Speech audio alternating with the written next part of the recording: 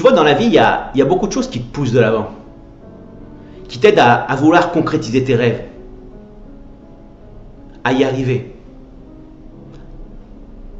Et puis, quand tu regardes au final, il n'y a pas énormément de choses. Il n'y en a qu'une seule. C'est la motivation que tu as. Quelle motivation j'ai pour pouvoir réaliser ce rêve-là, ce projet que j'ai depuis des années. Et puis à un moment donné, tu fais le saut. Et tu te dis, je vais me lancer. Et puis tu te lances dans ce projet, tu t'investis, tu te donnes pour cette chose parce que tu y crois vraiment. Et puis en plein milieu du projet, quand tu ne peux plus revenir en arrière, tu te retrouves devant un mur. Et puis tu te dis, comment je vais faire pour y arriver? Je suis devant un mur maintenant, je ne peux plus avancer. J'arrive pas à trouver une solution pour pouvoir rebondir. Alors qu'est-ce que tu fais? Ce projet-là, tu vas le mettre de côté. Il va partir aux oubliettes. Et puis tu vas passer à autre chose. Je vais te donner 2 raisons qui vont t'aider à concrétiser tes projets. La première, c'est une histoire que j'ai lue. Une histoire qui m'a donné envie de vous la raconter. Parce qu'on a tous besoin de motivation. Tu vois, c'est un garçon, une fois, il avait énormément de problèmes, des difficultés. Dès qu'il passait un défi, il avait un autre défi qui arrivait, et ainsi de suite, et ainsi de suite. Toute sa vie était comme ça. Et il n'arrive pas à pouvoir les combattre. C'était dur pour lui. Alors il a été voir son père. Et il lui a dit à son père, tu sais papa, j'ai énormément de problèmes. J'ai énormément de soucis. Et je ne sais plus comment faire. Alors son père a écouté ce qu'il a dit et s'est dirigé vers la cuisine. Il allumait la cuisinière. Il a allumé 3 feux. Et sur ces 3 feux, il a mis une marmite remplie d'eau. Dans une marmite, il a mis des carottes. Dans l'autre, il a mis des œufs. Et dans la 3e, il a mis des grains de café. Et il a laissé cuire pendant 20 minutes. Au bout de 20 minutes, il a éteint. Il a sorti les carottes. Il les a mis dans une assiette. Il a sorti les œufs. Il les a mis dans une assiette. Et il a sorti les grains de café, ce qu'il en restait en fait. Et il les a mis dans une assiette. Et il a présenté devant son fils. Et il lui a dit, mon fils,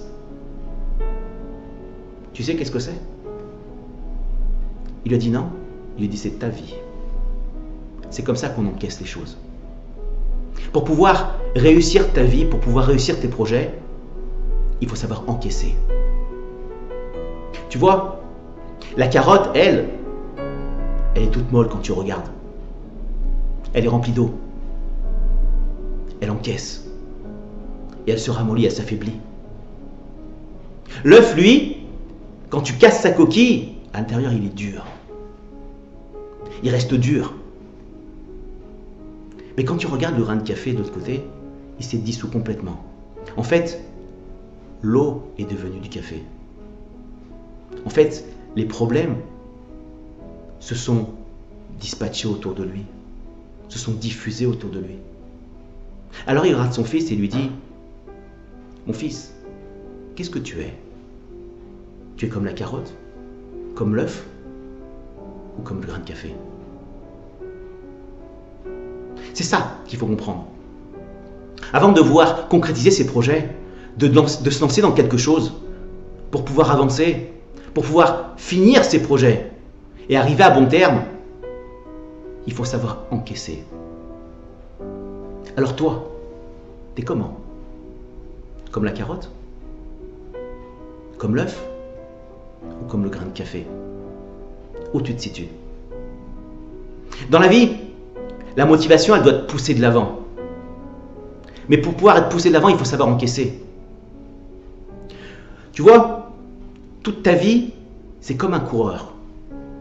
Quand il va courir une course, il pense qu'à l'arrivée, Mais avant d'arriver à l'arrivée, eh ben, la route, elle est sinueuse. Il va se passer des choses.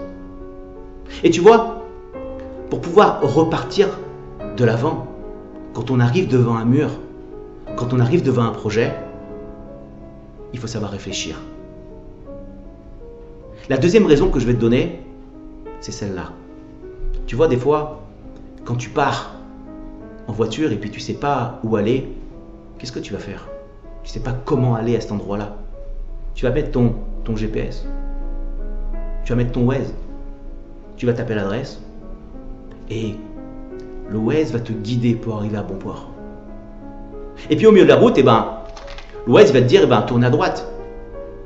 Et puis toi, tu vas suivre la route, tu vas tourner à droite. Mettez-vous sur la gauche, tu vas te mettre sur la gauche. Prenez la première à gauche, tu vas prendre la première à gauche. Et puis à un moment donné, ben, tu vas rater la sortie. Tu vas rater la sortie et puis tu vas... Qu'est-ce que tu vas faire? Tu vas arrêter sur le bas-côté et puis tu vas dire, eh ben j'y vais pas. À l'endroit où je dois aller, j'y vais pas, j'en ai marre. On n'a jamais vu une personne qui va s'arrêter sur le bas-côté et qui va dire, non, je vais pas où je veux aller. Je reviens sur mes pas. Non. Le Waze, il va te recalculer le derrière, le chemin. Ta vie, c'est la même chose. Quand tu te retrouves devant un mur, à plus savoir quoi faire, eh ben, il faut faire comme le Waze. Il faut faire comme ton GPS. Recalcule un chemin qui va t'emmener à bon port, qui va t'aider à concrétiser ton projet. C'est comme ça qu'elle est la vie. La vie, elle est comme ce coureur qui veut arriver à l'arrivée, il pense qu'à l'arrivée. Mais il ne sait pas que pour arriver là-bas, la route, elle est sinueuse. Elle est pleine de pierres, de défis, d'épreuves qui vont t'aider à pouvoir te faire grandir. Et pour ça, il faut savoir où tu te trouves. Il faut savoir encaisser pour pouvoir mieux repartir. Il faut savoir encaisser pour savoir mieux repartir. ונביט לאחור מה נראה מאתמול אם נזכור איך בזבזנו ימים של ריצות, מלחמות, צירוף של שעות